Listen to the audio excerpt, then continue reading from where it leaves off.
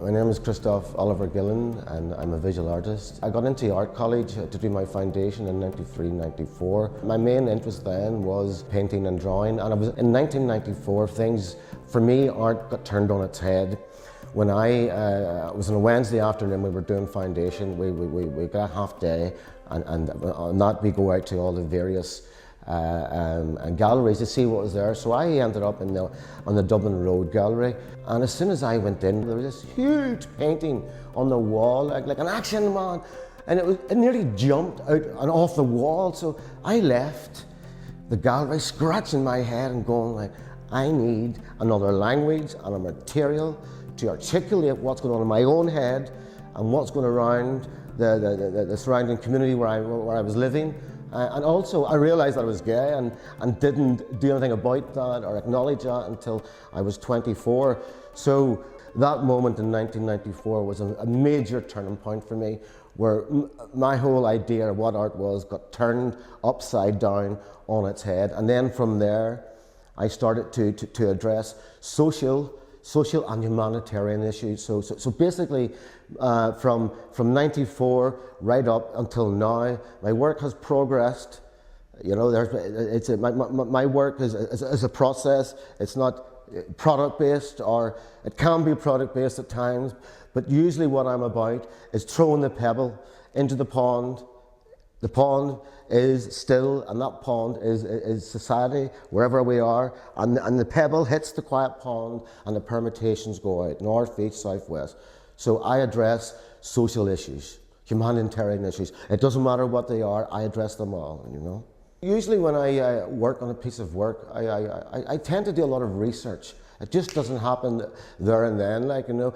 But given that said, sometimes when situations have happened here in Northern Ireland, in particular Belfast, especially in particular in this piece of work, this work wasn't planned as such, like, but how this happened was that in March of last year, 2014, our Polish community and dear friends were being attacked. Their houses were being attacked in East Belfast.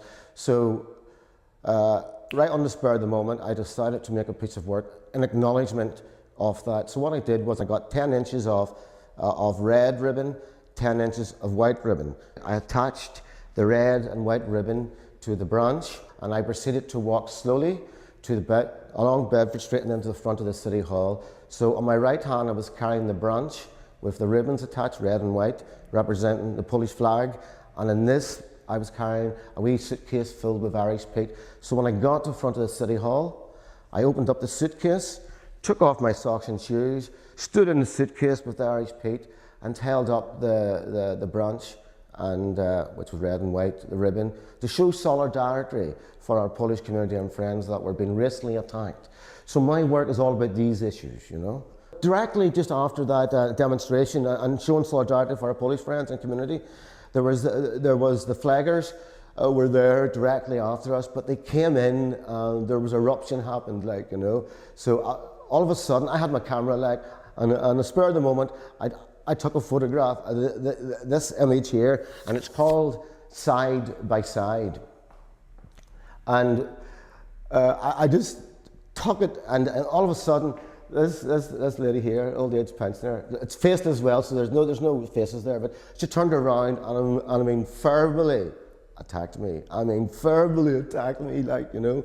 You know, I mean, my work is about, you know, about expression of understanding, forgiving, and loving, and peace and love. I mean, this is all that I'm about, like. I got made a wearable sandwich board, and that sandwich board was mirror material. When I'd be walking, the environment or people would be reflected. I had a placard, white background, blue text, and the text says, "Last night I dreamt I could change the world." And basically, my work is a reflection, turning the mirror around to people. Just simple as that. Turning the mirror around so they can look at the mirror at themselves. And the text is to open up conversation, to engage, you know, about all what is happening around the world today, you know, all these social, humanitarian issues. Would you like to have a conversation? When cuts happen right across the board, like, it's the arts are always the first thing that gets cut, like. But the arts have got so much to give to society, culturally, politically, all of that. It's very difficult to maintain a practice because a lot of artists who are working full time find it difficult to maintain their practice because of reality of living cost. There should be more beneficial help for artists right across the board. You know, because the arts have got so much to give and have given so much. Yeah. I'll see you all on the journey.